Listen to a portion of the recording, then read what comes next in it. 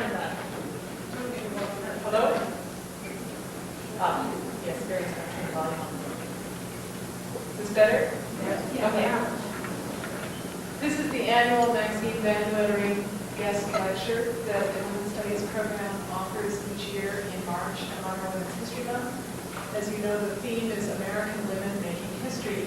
And in the 3 years that I've been director of Women's Studies, we've invited a variety of different speakers from different places and backgrounds, but sometimes you miss the treasures in your own backyard. This year, in honor of the millennium, I thought we should look to Montana for our speaker. And you're going to hear tonight from one of the heroines about many of the heroines of Montana. And I hope this initiates another 1,000 years of honoring women in Montana.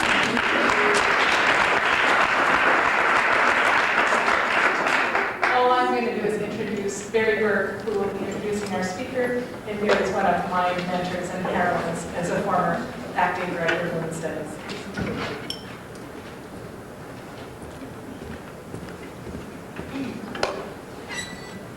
Good evening and welcome. What a delight for me personally to offer this introduction for Diane Sands. I count her among my best friends and among the women in Montana whom I most admire, with a few others of you who are in the room tonight. She, Diane, is my heroine. That said, for those of you who don't know her, and that can't be many of you, because Diane seems to know everyone in Montana, and people in Montana seem to know Diane, I will try to offer a brief summary of some of Diane's activities and accomplishments. A summary that can hardly do justice to a lifetime of truly extraordinary work on behalf of women and others less privileged here in Montana and elsewhere. Diane grew up in eastern Montana. She graduated from Fraser High School on the Fort Peck Indian Reservation. She came to the University of Montana, completing a degree with a major in anthropology and a minor in geology. She then pursued graduate work in women's studies at George Washington University in Washington, D.C. For over 30 years, Diane has been a feminist activist, educator, and organizer in Montana. For example, Diane has fought for reproductive rights, beginning in 1968 as a founder of an illegal abortion referral clinic. She co-founded Montanans for Choice and Montana NARAL, served on the boards of Montana Planned Parenthood and a feminist abortion clinic, and worked as field staff for the National Pro-Choice Resource Center. In 1978, Diane produced a revolutionary oral history of legal abortion in Montana, and some of us heard about that yesterday. Diane has been active in Montana's political system. For more than 10 years, she served as the executive director of the Montana Women's Lobby, administering a coalition of about 52 women's groups and approximately 1,000 members. The major successes of the lobby included passage of the nation's first non-gender insurance laws, extensive child care and violence against women legislation, and defense of reproductive rights. Diane was the representative for House District 66, Montana House of Representatives, from 1996 through the beginning of 1999. She sponsored legislation addressing breast cancer, creating a low-income housing trust fund, and eliminating the word squaw from public lands. Diane has been active in politics outside of Montana as well. During her thankfully brief time in Oregon, Diane served as the interim executive director for Oregon Action and as the political development director for the Oregon Working Group on Campaign Finance Reform. Diane was also the campaign manager for the Idaho No 11 and Decline to Sign campaigns. Diane has helped found Pride, Montana's statewide gay, lesbian, and transgender organization, and she took a strong lead in organizing the Greisen case, in which the Montana Supreme Court decided that Montana's deviant sexual conduct statute violated Montana's constitutional right to privacy.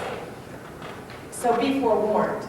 Diane, the activist and organizer, will undoubtedly inspire you, or us, tonight, to contribute to collective efforts to make the lives of women full of justice and safety and love and care and health care.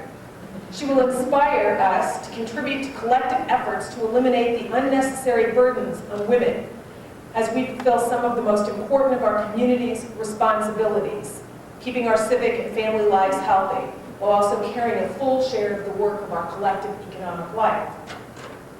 Diane has also been active as an educator and a scholar. Since her days as a student at the University of Montana, Diane has been active on our campus. She worked with the University of Montana's Women's Action Center and the Women's Resource Center, the precursors to the current Women's Center.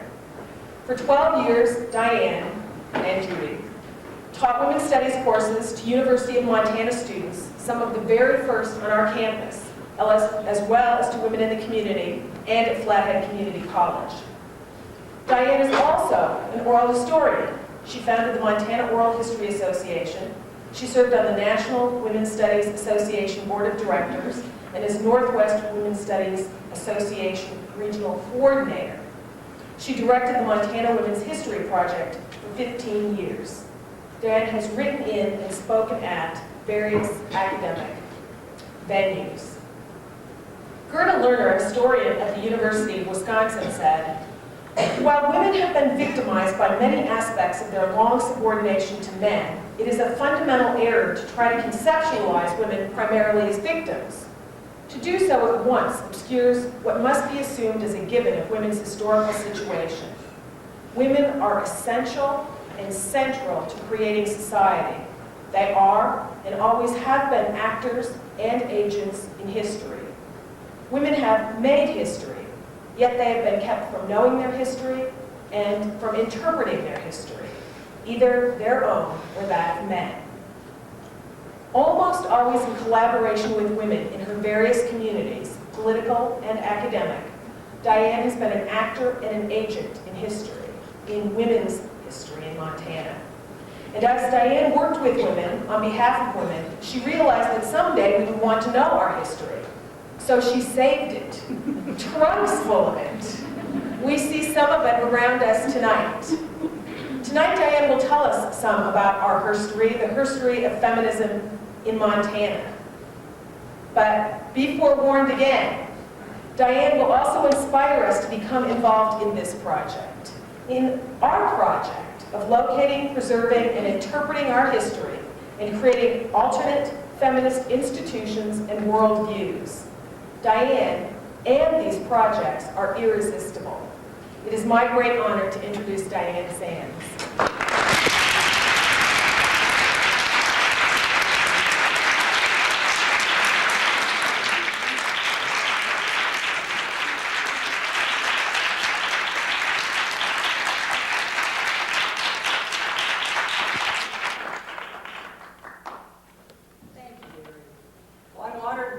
Challenged to be asked to give this talk tonight to mostly a group of friends. Most of the people who are in this room I know and are people that I've worked with over the years, and this is our collective history, and I want tonight to be part of a collective dialogue about it. And one of the first things I want to ask you to do is to move down from all those seats up there so that we can be a group together. So just stand up and move yourselves down, please.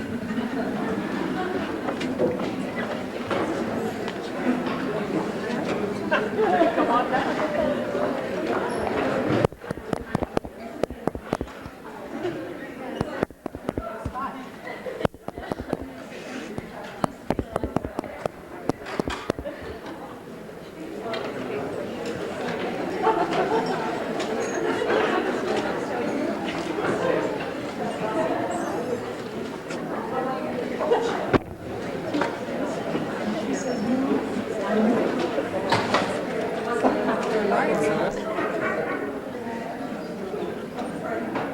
Well, this is our first presentation of this material, so I hope all of you will become part of the project. There was a handout at the door, of course. None of you will get away out of this project without becoming participants in it. So I hope all of you will be thinking about how we can together move this sort of a project forward, as Barry first talked about. In the course of preparation for this evening, though, in addition to going through 5 trunks and about 8 boxes of material that I have collected from here and there over the last 30 years, it brought back to memory so many faces and women that I've worked with and men over the many years, many of you in the room and others who are no longer with us. And it brought back to memory as well the history of a lot of the women of the first wave of feminism in Montana, who are known to some of us in this room and who would be new to some of the others. To the women of the first wave of feminism on whose shoulders we stand, whether we know it or not. These are women who individually and collectively won many of the fights and the rights that we take for granted and struggle with even today. They struggled with them 100 years ago. They gave us a history of struggle and accomplishment that we can look to with pride and for lessons to be learned. As we honor our foremothers, we honor their vision and dedication. Knowledge of our history reminds us that we are never alone, that we are seldom the first, no matter what we think, and that we stand in the midst of a mighty stream of human beings of all races and both genders who struggle to expand freedom, fundamental human rights, and the quality of life for everyone. I want to begin by lighting a candle to begin to honor those foremothers, and in remembering them, calling on their vision and their spirit to be present with us tonight as we who carry the torch now explore the past recent 30 years of activism. You have to remember I'm a geologist, 30 years, what's 30 years? And acknowledge the work that is being done today and is yet to be done. Would you please stand as we call the names of our foremothers and sisters?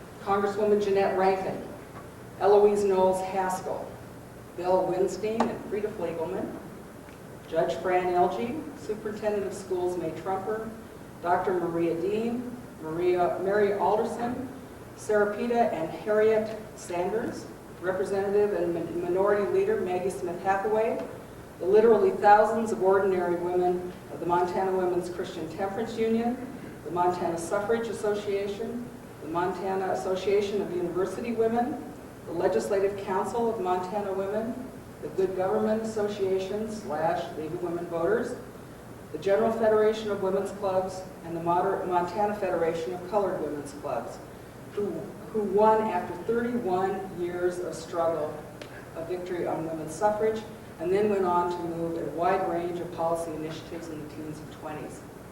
And also I'd like to remember someone from my home area, Lakota woman legislator Dolly Aker. We also remember and honor our sisters of recent history who remain with us in memory and in spirit. Kim Williams, Marjorie Brown, Mama Jacobs, Bonnie Heavy Runner Gregg, Catherine McDonnell, Marjorie Kane, Lucille Otter, Louise Kuntz, Geraldine Travis, Agnes Vanderberg, Katie Payne. Would any of you who'd like to, please call out the names of other women you'd like to bring to our memory, and we can honor them as well. Carol Mitchell. Carol Mitchell.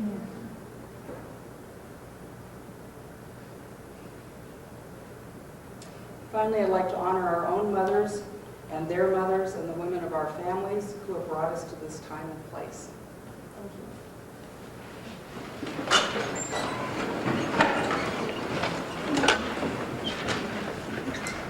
So, let me begin by painting a picture of the feminist history of Montana by taking us back to the 1960s and the environment in which feminism developed.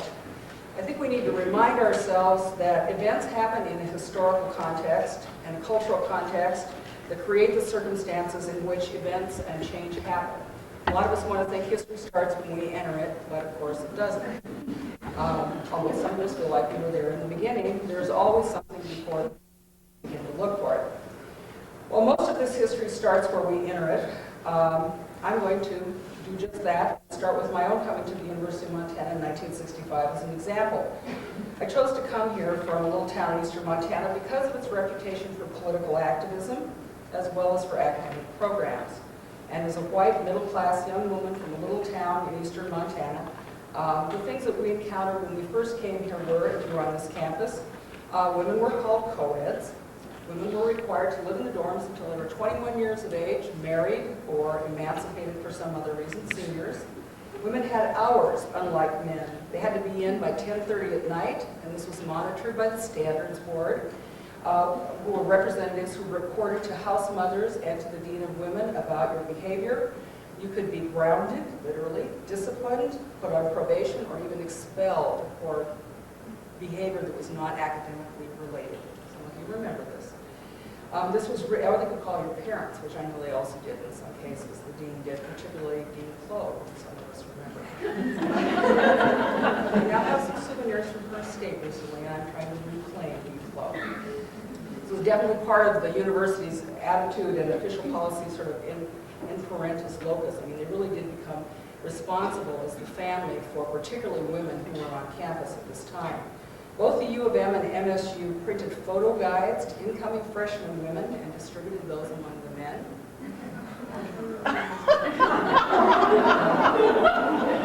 Really dating service. Dating service.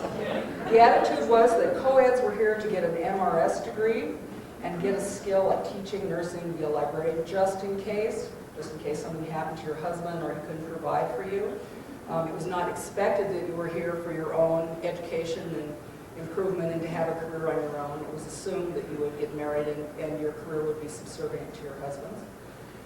Many departments and classes had few or no women, either as faculty or students, particularly in the hard sciences, and in other areas like the law school, there were basically unspoken quotas.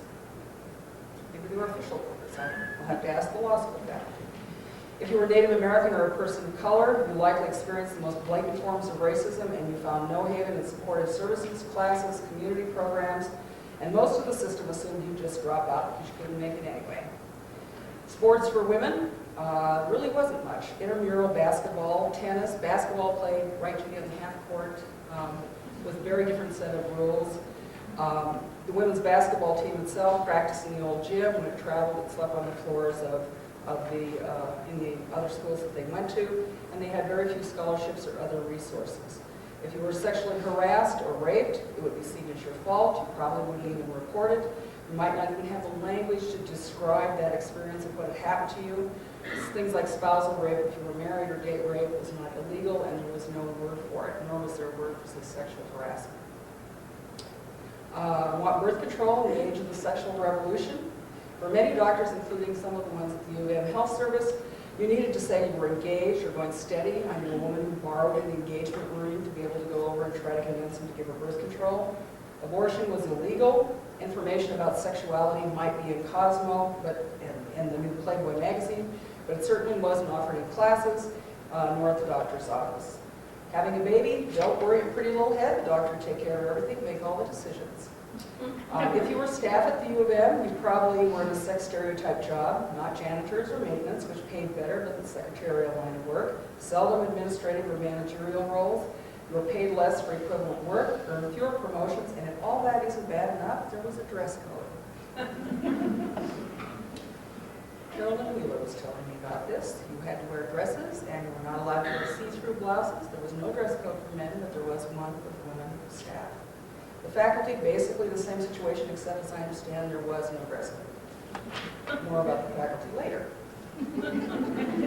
The larger cultural dynamics of the U.S. in the 60s in which feminism arose, I think, are important to have a look at. Feminism has two major branches in the second wave of feminism. One is a more mainstream, or what we call liberal feminism, which sought for, as the now mission said, inclusion in the mainstream of American society. And then there was a more radical feminism, which grew out of the other radical movements of the 1960s, especially the civil rights movement and the anti-war movement. Both branches of feminism have strong and active traditions across the state of Montana. The civil rights movement, many of us remember having seen it on television in the first place with the new televisions that were available everywhere. And we saw this struggle for justice live as it happened. And many of the women, both white and African American, who later became activists as feminists, had some kind of participation in that movement.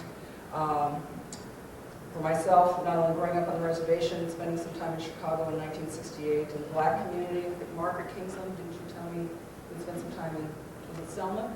Tuskegee Institute. And many others here as well. And here in Missoula itself, many of you will remember who were here in 1968 when Martin Luther King was killed, the Acme Realty March down on Broadway. Acme Realty had a sign in its window saying that Martin Luther King was a communist, and upon his assassination, there was sort of a mass march down there, lots of people arrested, mace, all the usual stuff that happened. So, and there was a very active black student union, very politically active in the late 60s and early 70s here at this campus. The Vietnam War, the anti-war, or the peace movement were the other main contributors of activists to this particular feminist insurgency. Both the civil rights movement and the anti-war movement were the ground from which the more radical arm of feminism emerged. Both of them showed that when people work together, the people, as we used to say, power to the people, that we could successfully address both great social injustices. We brought down the United States government and the presidency, and we ended a war in the streets of this country. And the empowerment and perspective that it gives you when you have that particular kind of experience about dealing with going up against authority and to question the very systems you're fundamentally in was the perspective that many of us brought into feminism, and I think it's partly what allowed us the skills and the space to be able to then question fundamental other institutions such as the family or sexuality. Also the skills that many of us learned in organizing as well as developing a political analysis about racism and capitalism laid sort of the organizational and the philosophical ground for the development of radical feminism. Most of the women who were early on involved would have called themselves anarchist feminists, socialist feminists, Marxist feminists, radical feminists. In Montana in the early 60s, or in the 60s, if you were a woman of either of these movements, you were most often not heard, and your opinions, which certainly weren't asked, were discounted when they were offered. Women of the New Left, as it was called, and the counterculture were not speakers generally at the U of M rallies and teach-ins, which were numerous during all of this time, although we did much of the work. And also cleaned house for the guys, sewed, cooked, and all of the other functions you do. We did, however, have a woman who held the edition which the draft cards were burned at the, when Dr. Spot was here. And women were also under constant pressure to have sex. If you remember the old thing, women say yes to men who say no, as though women were sort of a prize to men who resisted the draft. It was a very difficult situation in which to claim your own sexuality in an environment where it was assumed that was your primary function. Or to use the very famous, often repeated comment by Stokely Carmichael of SNCC, that the only position for women in the movement is prone. So in the midst of these movements calling for freedom and justice for everyone, women began seeing that as a group, women were looking at their own situation and in the mode of the day, producing position papers that were mimeographed and distributed all over the country. And I still have a huge stash of books, often sold for a nickel or a dime. And they were hand cranked off movement mimeos all over the country and distributed. And of course, the women of the left here who traveled extensively and worked in all of these different networks around, had friends around the country, read these and also began saying, yes, this is how I feel. I'm not alone, I'm not crazy, or I'm not just bitter or angry.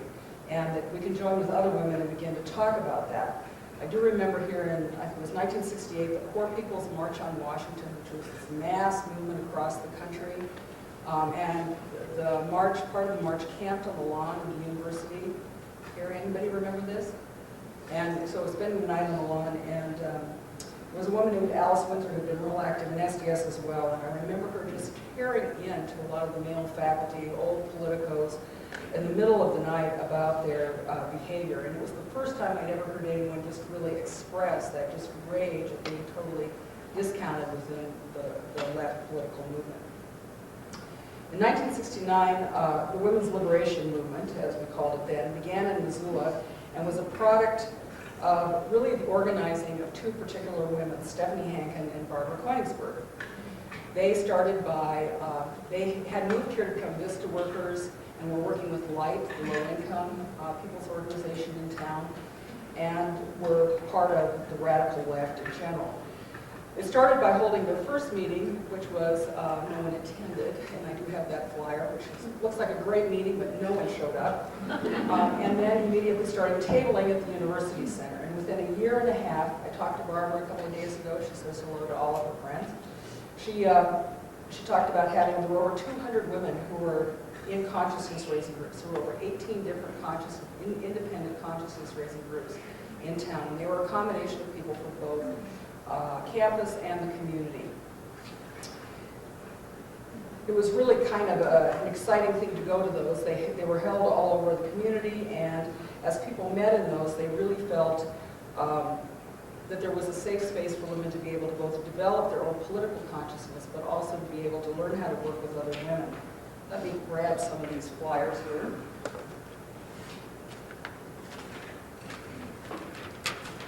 This is from an article called, in the Kaiman, Women's Lib Movement Grows, 1970. And she's saying there's a quiet revolution, occasionally spiced by controversy at the University of Montana. The revolutionaries are women, and their weapons are voices and pamphlets. The purpose of women's liberation is defined in a handout distributed by the group. Liberation means freedom from oppression, not only physical oppression, which results from unjust and political economic systems, but equally important, more subtle psychic oppression employed by most societies to keep various people, women, non-whites, the poor, in their place. Women in our society are kept in place many ways. We're exploited in our labor, denied equal opportunity, paid less than men for the same work, and endlessly manipulated as consumers in ever more frivolous goods and services. Sounds like it could have been written yesterday. Barbara, Molly, Leah, and Melinda, as they say, Sans, makeup, Sans, frills, explain the functions of these things. They frequently commented about appearance.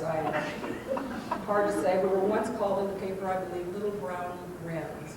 And everyone in opposition. We would never get a man because we're just plain little brown wrens.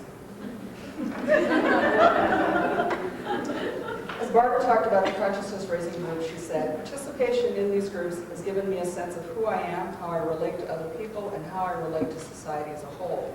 We are not anti-men. This is a misconception. It's important to learn how to relate to men as human beings and as people. I'm trying to change my conception of myself, to get out beyond the stereotypes of what I am supposed to be doing.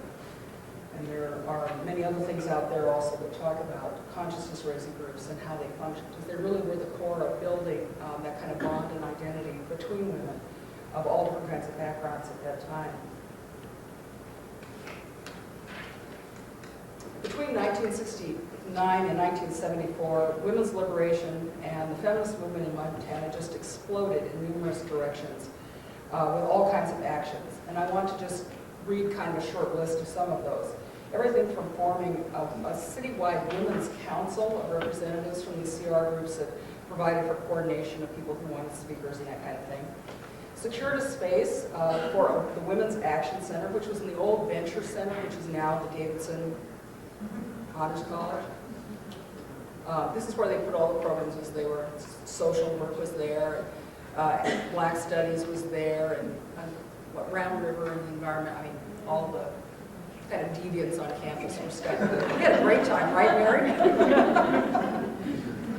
It was kind of falling apart at that point. That's why they gave us a big open space with no door up there. We had a phone, the broken down couch, some file cabinets, and some bookcases. And Mary sitting right next door. So that's what we had, and we made good use of it. We created things such as the pregnancy referral service out of the first discussions about our need to find alternative and safe ways for women to have abortions. There were a number of self-help classes. We figured no one was going to teach us many of these things, or if it was auto mechanics, they called it powder puff mechanics, so we could teach ourselves mechanics. Self-defense, study groups on every possible topic. There was an organized women's free school that at one point moved down to a building it shared with light, which then unfortunately burned down fairly quickly. Carolyn Wheeler and some others went and challenged the president's dress code for the women's staff. There was a major protest of the Miss Montana pageant. Tabling for funds to support Black Panther Angela Davis's defense fund. First time anyone threatened to kill me. Barbara and Stephanie and friends of mine, Nancy Daniels and Lisa Holst, some of you know them from over in Basin, were arrested on the suffrage day in 1970 for having painted women's symbols on the streets in Missoula. Spent a night in jail. And I put the press out on there, on the table, you can look at that as well. And in 1970, Barbara said, kind of at the urging of an EEOC person in D.C., pressed the Forest Service to organize the first women's firefighting crew, or pickup crew. There was a lot of travel around the country, a lot of communication with other groups as well, including a number of us from Women for Peace here and Women's Liberation, who joined the Panther Women in Vancouver in 1971 for the International Vietnamese Women's Conference. We were at war with Vietnam, and this was definitely considered an act of treason, and people were, some of them even strip searched at the border. But it was the most exciting conference. We spent a good deal of time doing things like challenging the status of women students. The whole issue of the dorms and hours and all of those things were dealt with at this time period. And then one last and most fun thing is the issue of birth control education. And one of the first things women feminists did was to try to reclaim our own bodies. And that included trying to educate ourselves about our bodies and to gain more information about birth control and sexuality. Everything from, I brought my speculum out there for those of you who like to still don't have yours, plastic speculums. So we do exams and look at each other's cervixes. And I remember we handed out single sheets on birth control information, which the university would instantly snap up. And so Women's Liberation actually convinced ASUM to spend $50 and to buy this. Order a bunch of these. This is called the Birth Control Handbook. It was from McGill University in Canada. And when it arrived, it was confiscated by the university and locked in a safe for a period of time because of several things. One is it had naked people in it, and it talked about abortions and birth control, and they were pretty comfortable with that, but it also condemned the United States for its role in Vietnam and for racism. And those issues together were really more than the university was willing to allow out under their name and with their money. And so they held on to it. It was quite a organizing effort to get this finally released with a little disclaimer in it from the university that this did not represent their opinion. It still does. And it still doesn't. Yeah, that's true, isn't it? Any of you want to learn anything, I still haven't stopped. And it wasn't just the students and the community people who were active, the faculty as well were beginning to look at their own situation here on campus. And in 1971 and 1972, the full-time faculty led by Mary Birch, Maureen Ulrich, and Sarah Stensland, who isn't here any longer, she was in home economics, challenged their status on campus with a complaint they filed with the EEOC as well, and were supported nationally by WHEEL, the Women's Equity Action League. Some of you may remember them. And in that complaint, they reviewed their own status on campus in terms of both wages, hiring, recruitment, retention, and record keeping as it applied to women and minorities on this campus. And let me read you just a little bit from this cover letter that was sent by WHEEL to the Secretary of the Department of Health, Education, and Labor. Please consider this letter as a formal charge of sex discrimination against the University of Montana. And these were filed under Executive Order 1126 as amended, which forbids all federal contractors from discriminating on the basis of sex. The charges are based on the accompanying report, which includes the following data showing that discrimination exists in employment, hiring, salaries, and promotion. Of 405 full-time faculty, only 47 or 12% are women. Of this number, 76% are grouped in the lowest ranks of instructors and assistant professors. There are women faculty members in only 18 of the 34 departments at the University of Montana, although doctorates are awarded to women in all of these fields. There are no women faculty members in some departments, such as sociology and biology, although 70% and 13% respectively of doctorates in these fields are awarded to women, and only 17 of 1,200 employees are minorities. And the complaint goes on, and there is an accompanying document of all of the both the findings in the report, as well as then I put it on the table, the ruling by EEOC with recommendations for remedies as well for the campus. It was settled, and Mary has been the source of all this information, and you can talk to her more about it as well. Did I see Maureen come in? All right. The university agreed to implement most of the corrective procedures without having to go to court officially. But it wasn't without plenty of opposition, both the administration saying it was their fault, we didn't have any money, and some opposition by some faculty, including some of the women on the faculty who didn't believe that investing in women's education was particularly a good investment, because after all, women were going to get married and just go off and not use their education. Over the next few years, faculty committees monitored and advocated for women with great persistence, and the realities of today's opportunities for women as faculty are really owed to this committed group of women who have persisted over all of these years to be present for younger women faculty, to be their mentors, and to be there to do the hard work that it's really taken to be able to have that kind of opportunity that so many young women now take for granted, and they should take for granted, because equality should be able to be taken for granted. Individuals as well as groups took action in this case. Mary Birch again has told me that she's the only person to have successfully actually filed and won a sex discrimination case at the University of Montana against the social work department. You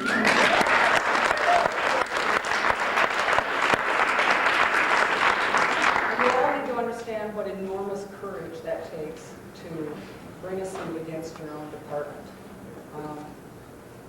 It's something that takes a great deal of social work.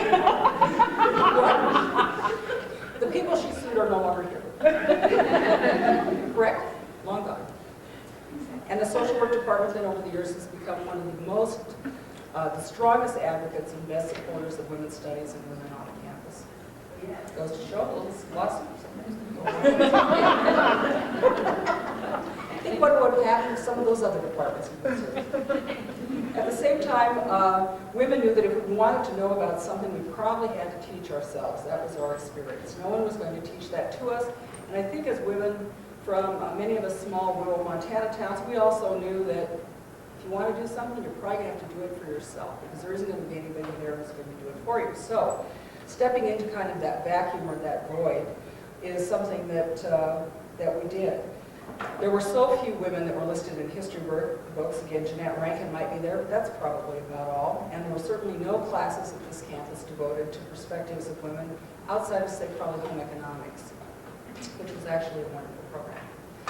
So women began to create their own women's studies. And this actually happened in a pretty chaotic kind of way. And I don't know that I can totally convey to you how it got made up. It really was a synergistic, explosive action of both community people, students, faculty, and it happened across the country as a way in which we were to reclaim our own history and information that was vital to our own survival.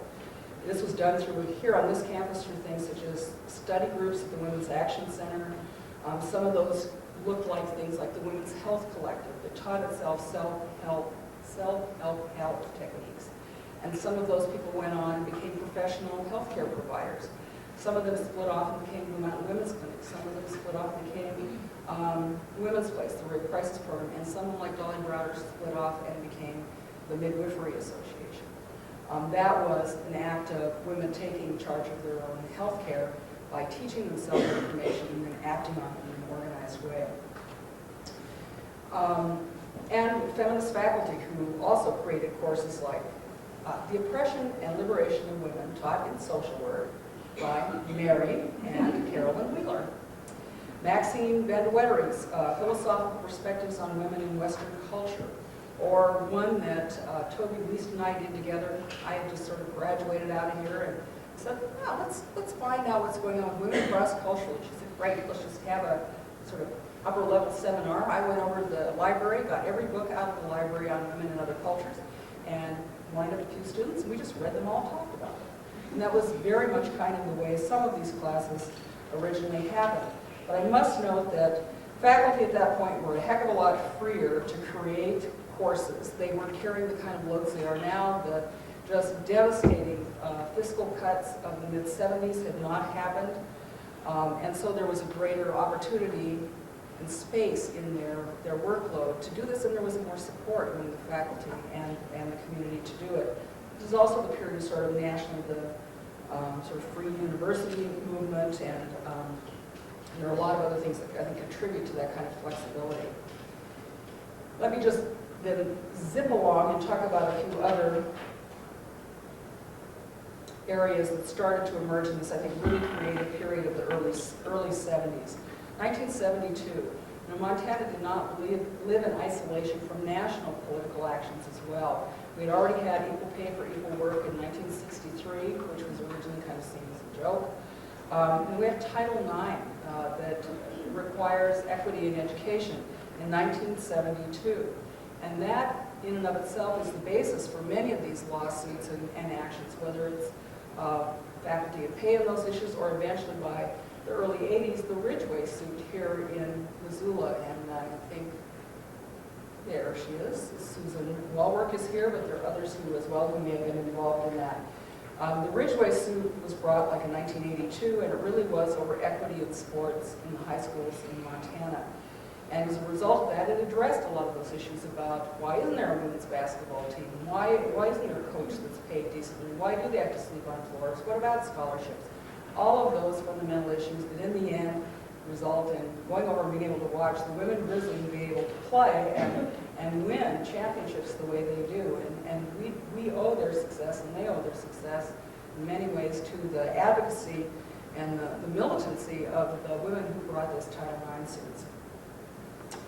1972, I think, is also a landmark period because of the Constitutional Convention. And in the last few months, I've been spending some time with a number of the women who were at the CONCON and delegates to it. And it's become apparent to me, and an interesting argument to make, that we would not have the Constitution that we have in the state of Montana, which is considered to be the most progressive Constitution in the United States, were it not for the work of the League of Women Voters. They decided that there should be a new Constitution. They decided to organize it. They organized other people to support it.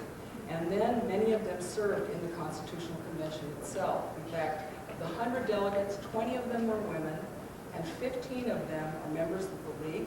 A couple of them are members of AUW or BPW. They are absolutely present.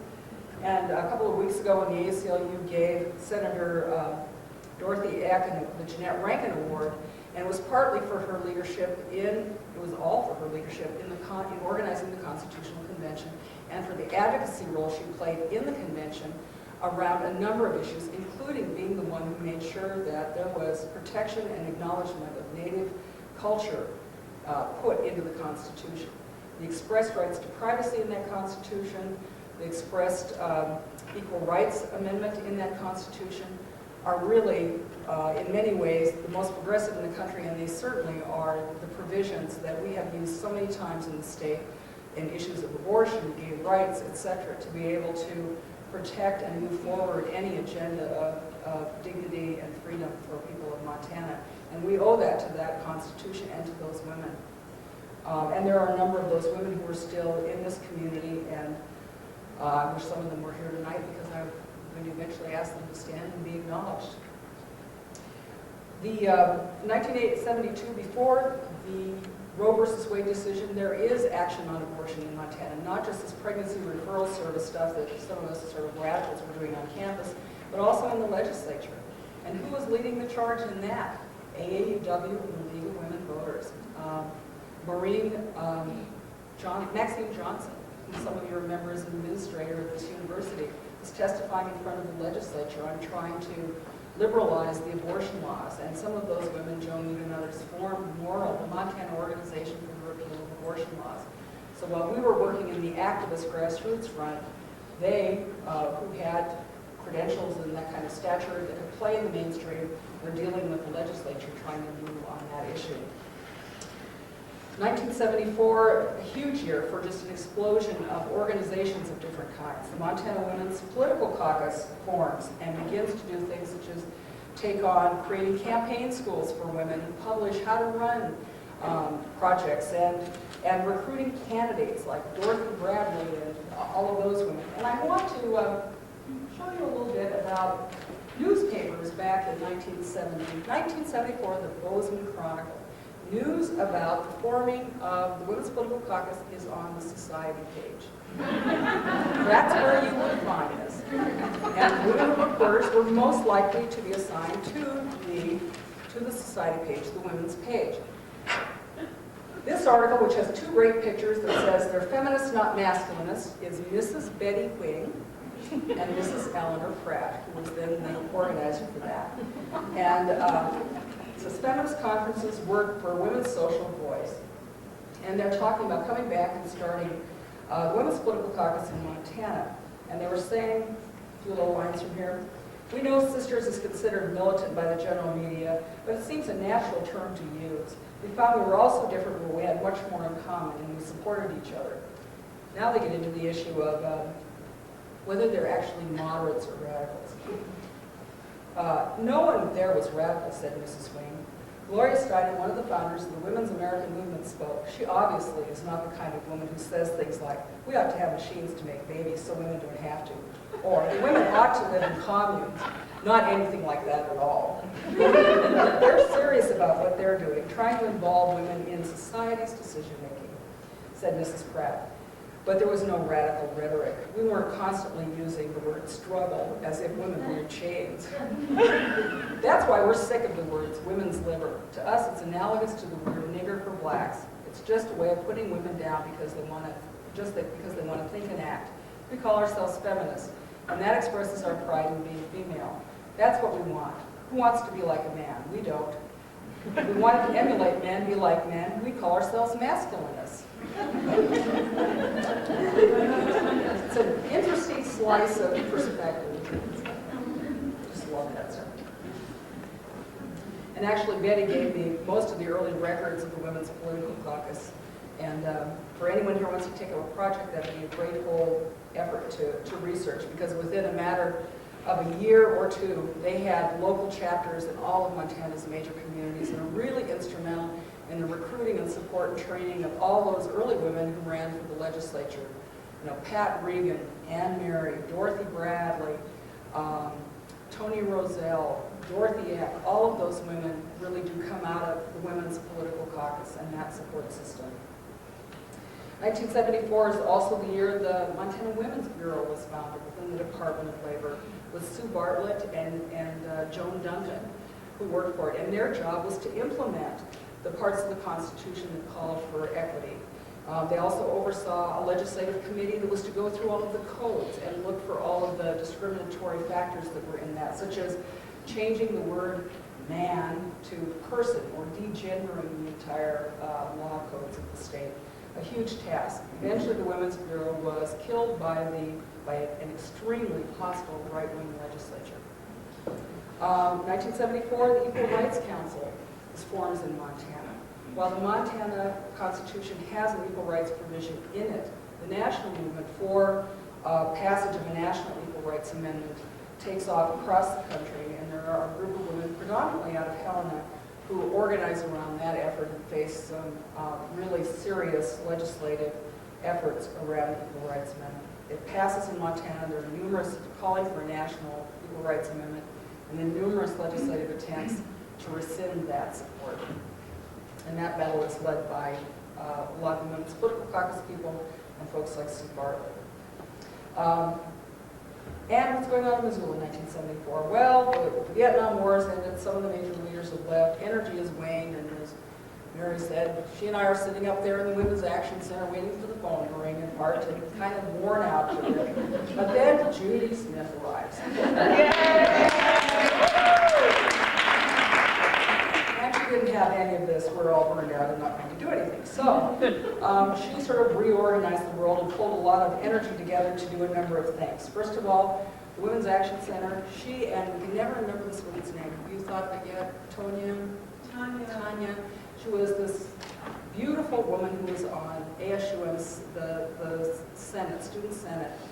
And she and Judy walked over one day, the University Center, that main floor where the deli is now, was an old restaurant that had been abandoned for some reason, and asked Ray Chapman, who was head of the University Center, if they could have it. And he said, sure, for a while. For a while.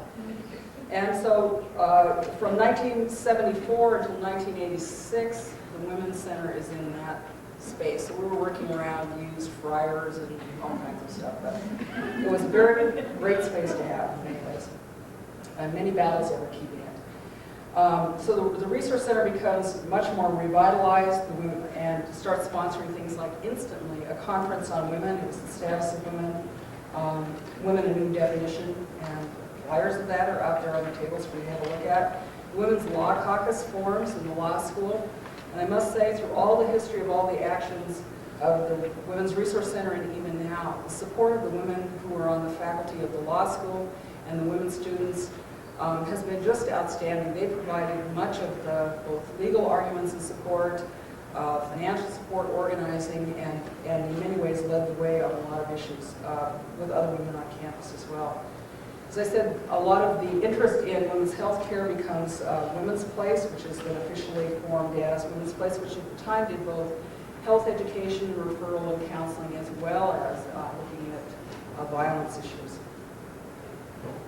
The first women's studies course that's actually called that is in 1974. There have been these other classes before, individual classes of different kinds, but the first course that the university says is women's studies is 1974. It actually has a number, and Judy was paid a little bit of money to coordinate that, and the other people that were involved in that, Melina Shale? Melinda. Sandy Buckleston from the law school, Audrey Peterson from home economics, Margaret Kingsland, Carolyn Wheeler, Mary Birch, Maxine Van Wettering, and a whole raft of other people. So it was truly an interdisciplinary effort. It had a great following of students, and upon its completion, students began petitioning to have that course institutionalized as a regular event. And as a result of that, the discussions that went on in the faculty senate about establishing a women's studies program became much more formalized. Maxine did a wonderful presentation that was published in the Liberal Arts, College of Arts and Sciences Journal, arguing the basis of having a women's studies program of some kind. That was opposed by a number of people. Linda Fry in the history department, Cynthia Schuster. I mean, some of them were the women who were the most vehement in opposing that program. And there are plenty of guys that didn't like it either. But it passed. The faculty senate supported it, and it went on to the regents. Well, a little problem happened. The legislature just cut the hell out of this university in 1975 and 76, and there were like 60 or 70 faculty that were laid off. And that was then used as a reason the administration sort of slapped the faculty around about that for a number of years for their irresponsibility for proposing a new course and a new program in the midst of this retrenchment and backlash for funding. And so, of course, that didn't happen. To pick that up, there were still individual courses taught on campus by different women faculty, and then as well courses taught through the Women's Resource Center. And those classes were started being on a regularized basis, an introduction to women's studies in the fall quarter, some special topics in the winter, and a feminist studies course, feminist theory course in the spring of every year. And that went on basically for about 10 or 12 years. And the way that worked, which was a little odd to explain, is if you were a university student, you wanted to take this class, as did practically every social work and sociology student for 10 years, and students from every other field. You paid the university for your 3 credits, and some faculty member, and there were hundreds of them, actually they were wonderful, gave the students credit sort of as an independent study or an internship or whatever it might be. They took the class, they paid us $20, $25, sometimes barter, all kinds of things, which was all that we got paid to teach those classes. We even took eggs on one case, as I recall. No end of things. And then they got the credit, and then people in the community, the classes were usually at least half people from the community, pay us the $20 or $25 as well, and that's how it worked. That eventually came to an end as the university became more formalized, and I think we wanted to have women's studies be taught on a more formal and official kind of basis. But it was difficult to give it up because it was I think a great synergistic way that a lot of creative energy and a lot of people got educated. And in addition to that, a lot of programs came out of that. Judy was reminding me that Barbara Blumgren, who was one of the students in one of our women's studies class, had done a paper report on incest in the 70s. And no one was talking about it much, and Judy had talked to her about doing something more with it. And that idea developed then within the Women's Resource Center and all into a conference called Incest No Longer a Secret. The Committee for the Humanities funded that program. It became a conference, it became a touring program, and it became a change in the law. No one talked about incest at that point. So support services for that began to develop. It was something that began to have a name, that women talked about that experience in men, and that the law changed in regard to that too. And that came from a woman who was a student and involved in that. And that's a fairly common story about how individual people came with ideas of different kinds, and if you could find 2 or 3 people who were also interested in that idea, the next thing you knew, you probably had an annual conference, you might have a women's studies course in it, and you might see the law change as well. Those conferences started to become legion. We had at least 1 and sometimes 2 conferences that were statewide, sometimes region-wide, a year for over 10 years. And I brought most of the flyers for those conferences out there. Almost every one of them was funded by the Montana Committee for the Humanities. And you need to understand how important that support that Margaret Kingsley, who was the director of that, was in being able to make that happen. It paid for coordination of those services and to bring in all kinds of people from all over the country who were thinking about these issues and had expertise in these various issues. And that was just so essential to being able to create that kind of really energized environment in which the world changed. Individual people said when they went to those conferences, they came away and looked at the world differently as a result of it. Those conferences literally changed people's lives. And they changed the law. And they created institutions.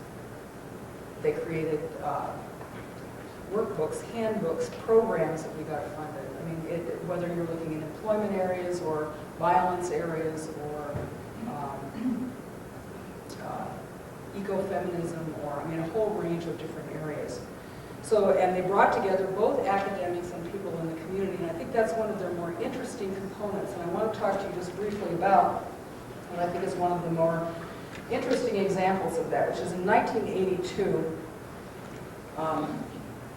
I gave you a list of conferences. I mean, it's kind of selected, it's not all of them by any means, but it's a little bit of a chronology, kind of from 74 to 86, and then a couple of last ones thrown in, about some of the conferences, both at the U of M and some of the other events around the state. I said, I want you to think of this all this happened in Missoula. Let me talk for a second as an example about this conference called Energy, Culture, and Technology in 1982 here at the university. And this conference was co-sponsored and funded by the Northwest Women's Studies Association, and we used it as a way to have a regional women's studies meeting and presentations. There were more of an academic nature. Montana Committee for the Humanities, the Montana Arts Council, the Women in Technology Project, Montana Power, Native American Studies, the Art Department, the Affiliated Women of Montana State University, the University of Montana Faculty Women, the MSU Women in Curriculum Project, and others. And it is a really good example, and I invite you to have a look at it, of a way in which activists and academics all met in one location in many ways and did this regularly in a very creative environment to look across different kinds of perspectives at issues, in this case, energy, which was defined as the president had a reception, and often does. Raina Green, who's the director of the Native American Science Resource Center, did the opening. Meg Christian, very famous lesbian musician, did the concert in the evening. The Women's Studies Department met. The Sierra Club Legal Defense Fund gave an opening talk about sort of ecofeminism. There was a dance presentation.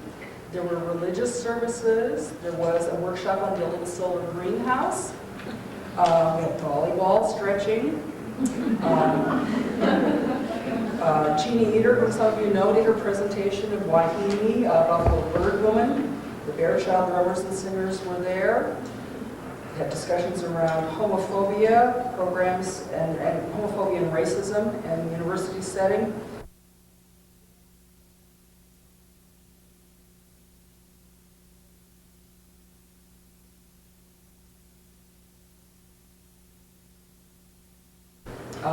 An arts program. This was accompanied by a series of arts displays, both on campus and off campus. It was a juried art show of women artists from around the region.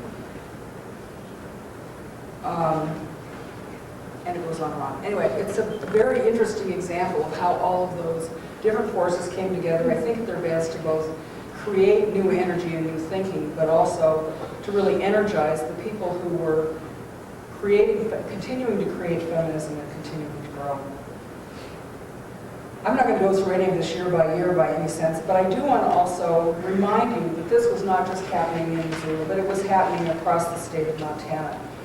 Some of these programs that we did, for example, the pornography, street perspectives on pornography, many of these were set up to tour throughout Montana. They went to Glendive, they went to Miles City, they went to Libby.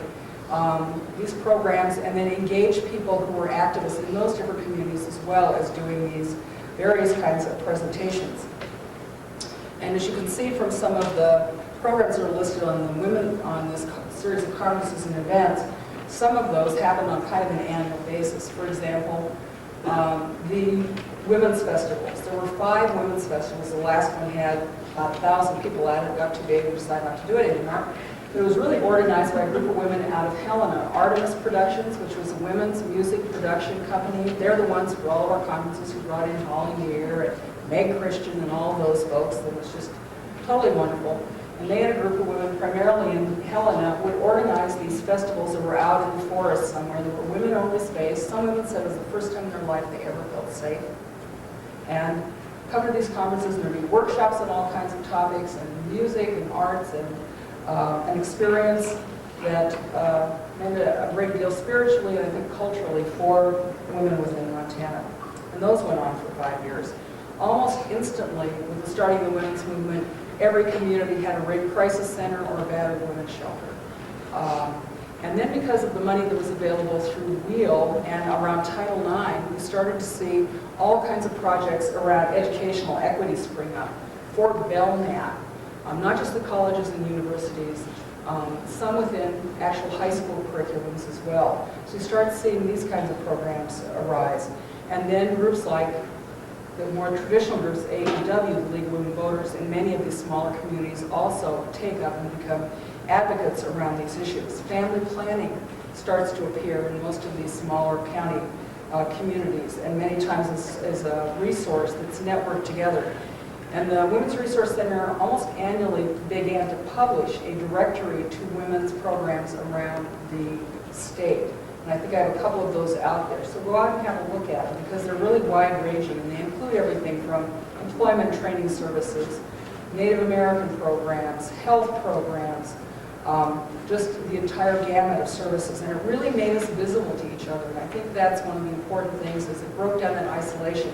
If you were in Glendive, you had a connection, oftentimes in a variety of different ways, to these other forms of activism going on throughout the state. And people traveled, as they still do, hundreds of miles to come to these conferences and to be involved in some way. A tremendous commitment. I mean, I think it really reflects how important this was to people, that they would come from Glendive or Glasgow, or when we were developing many of these early women's studies programs, women from all over the region, we would meet 2 or 3 times a year, even informally, in cabins in Noxon, or over a long weekend in Missoula. Women would come from Portland State University and Pullman and Moscow, Idaho, and Wyoming, and all of these different places just to be with each other and to be able to interact, talk, grow, think about the different issues that we were working on. And the synergy of those really did create many of these institutions and ideas.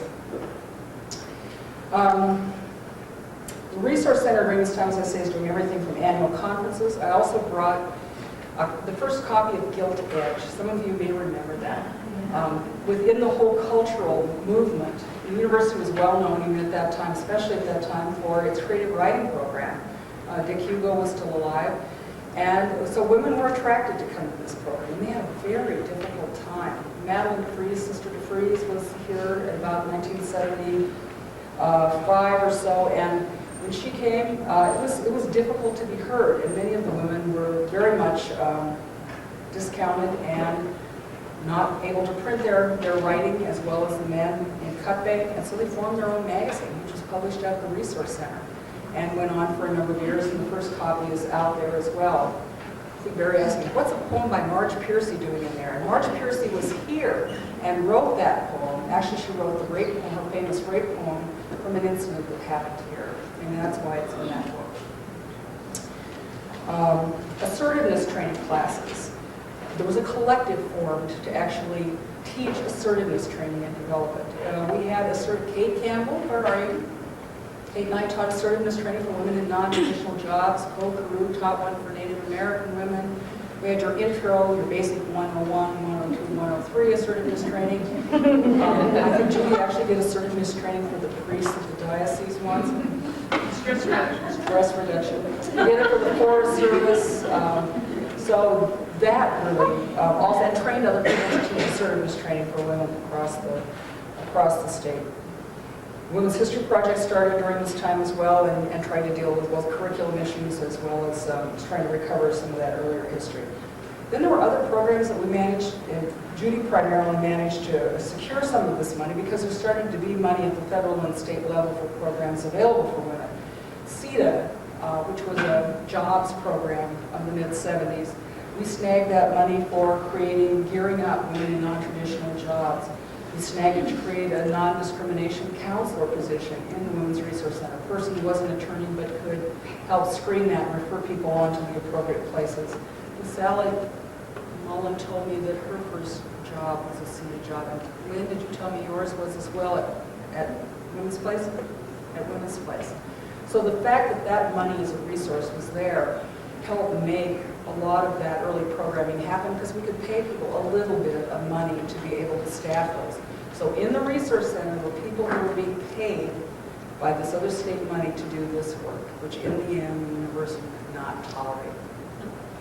On one hand, they want you to go find money. On the other hand, they don't want you to take money from outside the system because you're not accountable to them. And in the end, that led to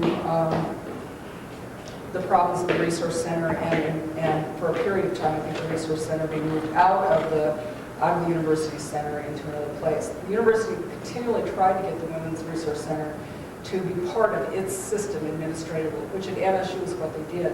The Women's Center is part of their student services. Here, we refuse to do that and to retain our own autonomy and to figure out how to raise money. However, we used to quilt in meetings. We used to knit together little Christmas decorations and sell them out at tables. We raised money and we put on bake sales, basically, to raise money for the Women's Resource Center as well as the money we got from ASUM, which was sometimes generous and sometimes very limited. And over the years, there were a series of battles, as there are now apparently, about trying to move the Women's Resource Center out of that space and out of the university because they didn't control it and wanted to get rid of it if they didn't control it. And so that battle is not a new one, and I think I brought out here even some of the petitions, the thousands of people who signed petitions at one point. And Judy's wearing a pin which says, Support the WRC in the use. right. Through all of this, there are other women's studies programs going on, and two that I want to mention in the state that I think also brought a resource to the expansion of women's studies was particularly MSU's Women in the Curriculum Project. Again, there was national money available. This was Ford money that came into the state and also was the Fund for the Improvement of Post-Secondary Education, the FIPSE money, that was made available to colleges and universities and faculty to begin to retool themselves around women's studies. So by 1982, U of M gets its first FIPSE grant, and the MSU Women in the Curriculum Project, since I work for it, I can recite this, was money for four-year colleges and universities to integrate material on women, particularly women of color, into the core curriculum. And so it gave money to colleges and universities all over the West to do that and brought those women together and men at conferences like this so they could meet each other and talk to each other and share their curriculum and to talk about what they were doing. And that infusion of that support, and it required the support of the presidents of the university to even get this money. This was no longer seen as just a totally marginal thing that a couple of interested faculty would do. In order to participate in these, and again, you remember the Equal Employment Opportunity Commission was looking down people's shoulders too. These universities are getting federal money, and so they have to comply and they have to be able to demonstrate their compliance with various equal opportunity provisions, not just for women, but also for people of color. And so the university has to start moving in the direction, and sometimes happily and sometimes not very happily, sort of numbers along, and begins to secure this kind of funding. In addition to that, the women who teach courses on women in women's studies begin to meet on a regular basis. Retreats up at Blue Brick Forest. and to form, again, that kind of sisterly network and support system that allowed those courses to continue to happen and to do the kind of work they did in an environment that sometimes was very, very hostile. And it wasn't really until, in 1992, they carried the torch until there really was the formalization of women's studies on this campus. And then you have this, you have a funded position as a coordinator for women's studies. Not well funded, but a position coordinated. And Barry Burke and Deborah Slicer were the first paid coordinators for women's studies on this campus. And Julia Watson and Kay Younger, and then Barry came back in again. And now Gigi Weeks has taken on that position, and will be someone new this next year. So women's studies has come a long way, and I think you can really see how it has grown out of a number of different threads that have been woven together over time, and to become the thing that it really is today. And let's hope it continues to grow, because it has moved in some ways away from some of the early mission. The mission of the National Women's Studies Association in its forming was more radical than probably women's studies is today. And yet I would argue that women's studies creates a revolutionary change in consciousness and empowers women, and therefore is still revolutionary. This is what the mission of women's studies was in 1977. Women's studies is the educational strategy of a breakthrough in consciousness and knowledge. The uniqueness of women's studies has been its refusal to accept the sterile divisions between the academy and the community, between the growth of the mind and the health of the body, between intellect and passion, between the individual and the society. Women's studies, then, is equipping women not only to enter society as whole and productive beings, but to transform it. Still a mission I think we should strive to. The 80s start to be a period of major attacks by the right, and we should have predicted that, coming both out of passage of Roe versus Wade, or the success in Roe versus Wade, right to life, and anti-choice movements start to be a part of it, and then the Equal Rights Amendment. That is the other thing that really triggers the growth of the right. You start having the Eagles Forum people and the anti-ERA folks who do battle primarily in the legislative arena, but also in the public media over issues such as, should women be in the military? You know, he passed the Equal Rights Amendment, women will be in the military. We'll have unisex bathrooms. That was always a big issue to them. And women will not be staying home raising and caring for their children, and will be out in the workforce. And so they would come in and oppose everything from comparable worth bills to other seemingly fairly neutral issues to us today in the legislature. But that growth of the anti-choice movement is one that is with us today, and I think it's really difficult for those of you who are younger and have grown up totally in the Reagan-Bush era and the predominance of the right and its attacks to see beyond that, because we all do exist in our own cultural and historic time, and that is the historic milieu of much of the last couple of decades, unfortunately.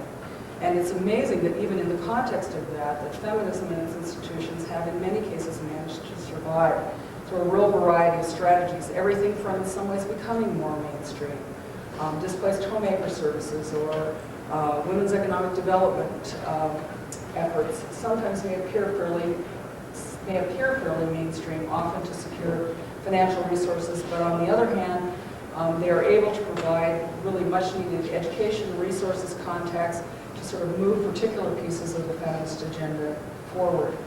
I love that in the Missoulian today, she went right ahead and actually talked some about the right. It's continuing to come up in the paper. The little Pat Robertson quote, you know, what is feminism? Feminism is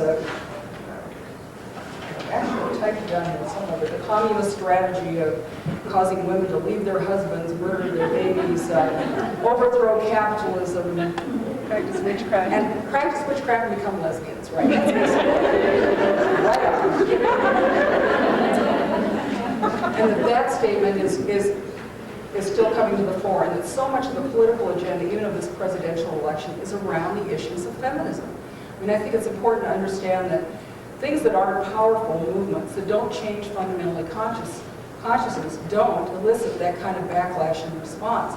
The fact that feminism fundamentally attacks the power relationships in the society between men and women and in a variety of institutions is what is so fundamentally threatening to the right. The fact that women insist on being autonomous beings, moral beings that make their own decisions about their life in context of families and communities and relationship is fundamentally so threatening to the right that they have for 25 years organized in every way to try to stop us.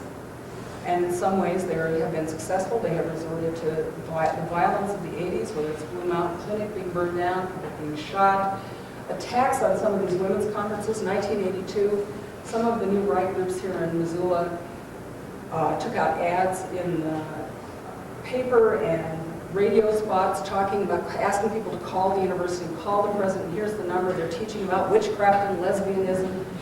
We don't want our public money spent on that. Where have we heard that? And is that exactly the comments that are now also being said relative to extending domestic partnership benefits to gay and lesbian people on campus? The legislature will be mad. They'll cut our money. This isn't acceptable behavior. So that argument has been around, and they have done that repeatedly, even in the city of Missoula, in relationship to some of these conferences.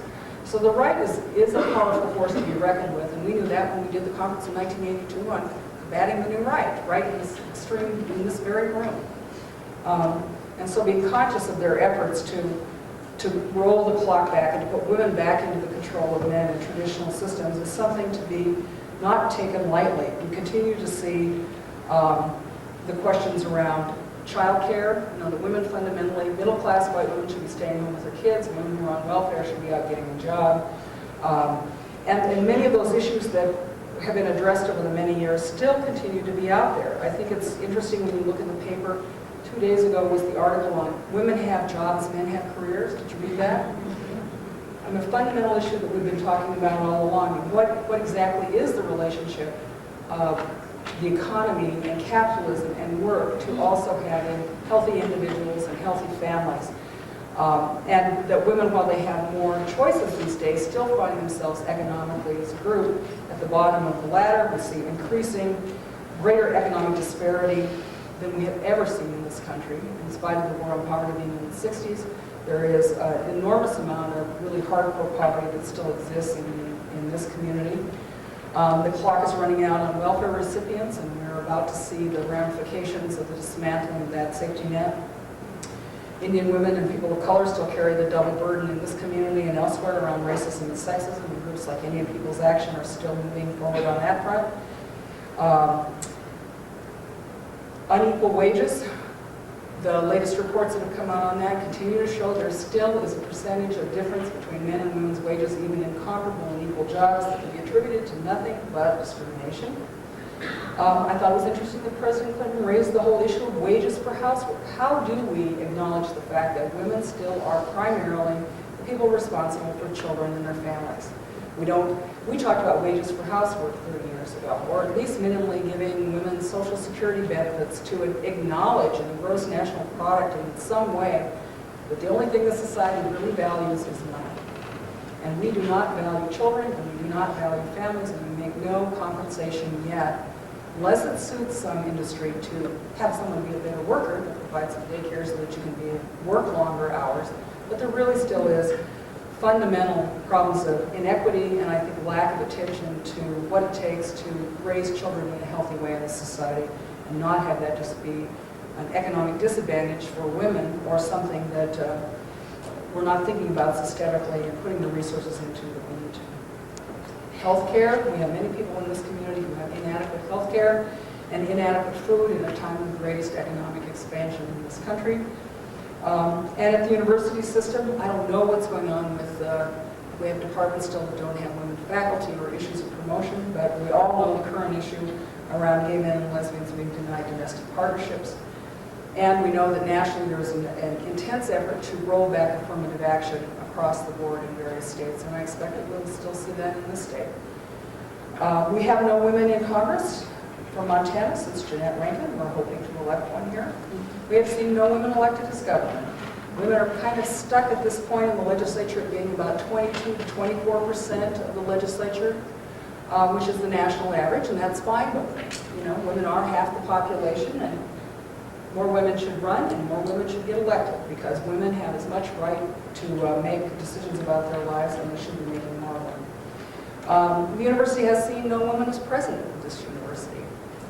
None of the universities have women as presidents. the tribal controlled community colleges. Many of them have had women as presidents. The women's vote, it disturbs me to say, is something that's now been identified and captured and manipulated for the uses of the party.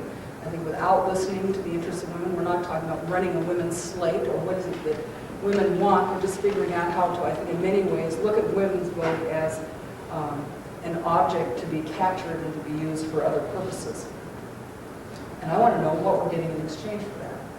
Even George W. Bush talks about compassionate conservatism, I think, is an appeal to women. It's a manipulative tool. Montana Women's Lobby, I regret to say, I think is primarily only a shell. It exists during the legislature and it doesn't exist otherwise. The Women's Political Caucus basically does not exist at all. Now no longer exists. Some of those political organizations that worked in that arena don't exist. And I think we need to sit down as a group and think about what we need on that political agenda and what we need to organize to express the women's concerns and to gain that kind of power that we need to have for women's lives. I think we need to come together on a common agenda around those issues. We need to elect good women to office. We need to join with other progressive people, whether they be Indian people, environmentalists, labor groups, low-income groups, who share common issues and a common set of values, and to use that collective strength to be able to move issues forward, because we have been kind of stuck in this state, I think, for a period of time. So yes, we have a lot to do. We have done a great deal, but there is much more to do. I've always liked the Women's Christian Temperance Union motto, which was do everything.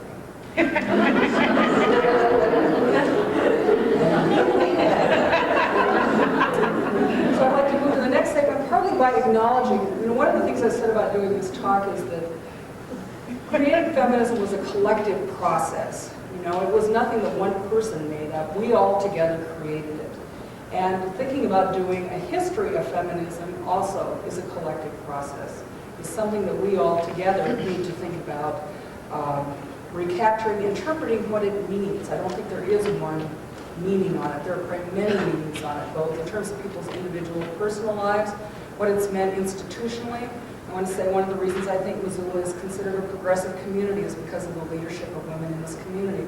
Whether the women from GAS, Gals Against Smog Pollution, and their leadership early on environmental issues, which now WEAVE has really inherited. Whether it's the work of WORD in economic development issues across the community. Whether it's been the work of the YWCA and before them, Women's Place, the work of Blue Mountain and Planned Parenthood. All of these organizations. And then in the elected arena, the majority of the elected officials in this community have been women. Whether it's the legislators, the first all-women county commission in the United States, the women on the city council, the women in other leadership positions. And all of those, I think, have contributed fundamentally to why we all want to live here and why we think this is fundamentally a progressive place to live. And that I think we need to claim that heritage as well. So I want to give you all a chance to acknowledge your part in these different parts of this history by, I'm going to call off some various groups, and those of you who were involved in any way in these groups, I want you to stand up. Okay? Anyone who considered themselves involved pre-1974 in what was loosely called the Women's Liberation Movement, the Women's Action.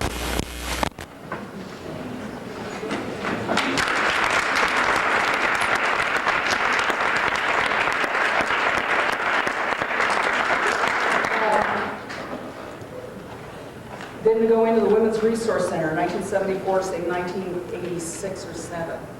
If you were staff, if you were a volunteer.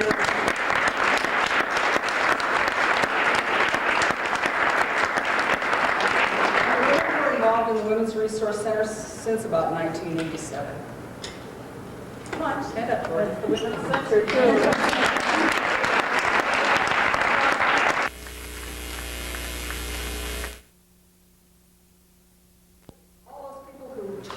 Facilitated whatever you called it, a women's studies class program before the formal program was established in 92.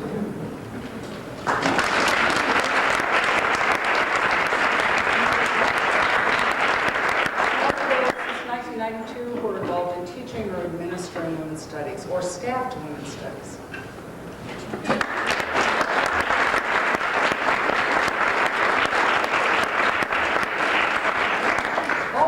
Who were members of the Women's Law Caucus or the law school faculty.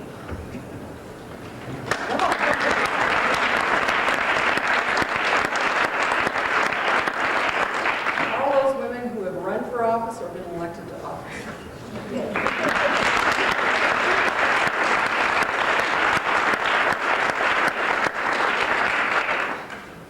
All those women, now let's go into sort of the health and choice area. Anyone here who's involved in the early Women's Liberation Health Collective that fit in the Women's Place, the Midwest, Blue Mountain?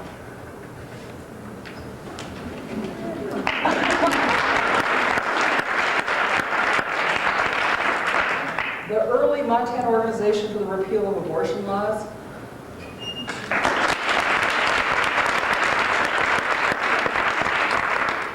Pregnancy Referral Service, that's just me. How about the early Pro-Choice Coalition that becomes Montana's for Choice, which becomes Montana NARAL?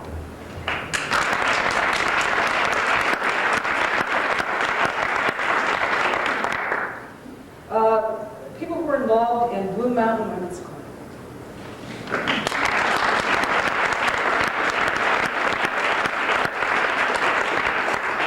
Catholics for Free Choice. Vivian around?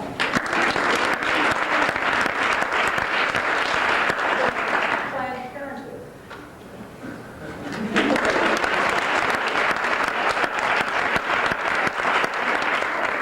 The current director of Planned Parenthood doesn't stand up.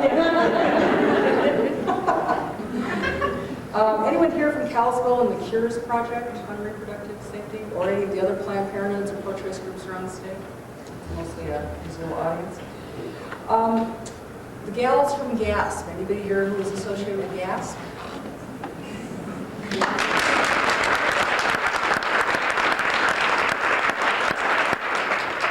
And then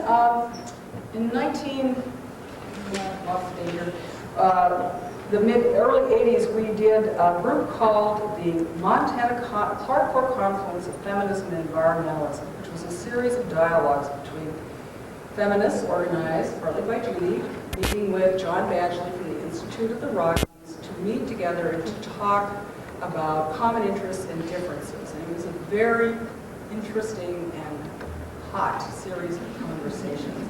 Anyone who was involved in that, please stand.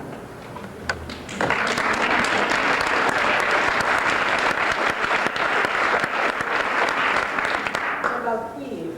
Any of the rest of you who are involved in Weave?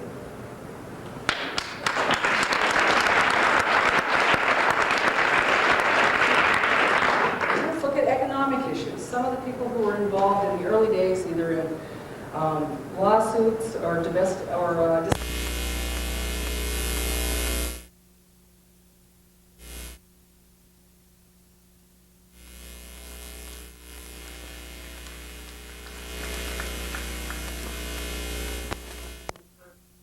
which has so many projects, but particularly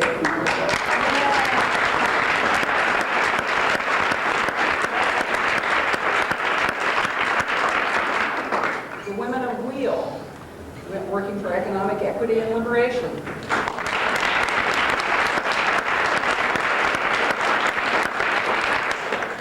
The Montana Lesbian Coalition.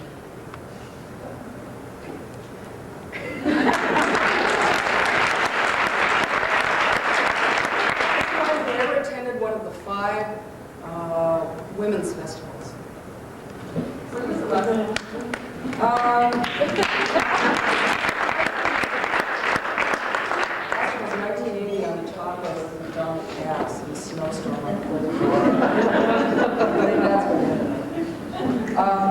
Anyone who's been involved with any of the radio programs around women, these start with Women's Place, which Kay Wilson worked on in back in 1975. It was sort of a feminist forum.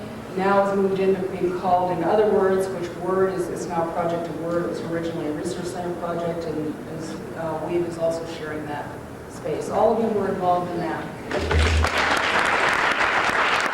And I think it's so disheartening sometimes in this current environment. Sometimes it's easy to feel alone or just overwhelmed by what's going on with the right, or a sense of apathy. And it's why I think learning something about this history and carrying it literally with you is something that provides you with a source of energy. And it also reconfirms really a really fundamental spiritual level that this is fundamentally very, very important work to be done. And it is about who we are as human beings. And I think it's encouraging to know that there really has been no human rights movement in the history of the world that has failed. will not fail again. And so, so it's in that dialogue as we talk about it that I think we remake that commitment and that we re-energize ourselves to keep on growing and changing as a movement.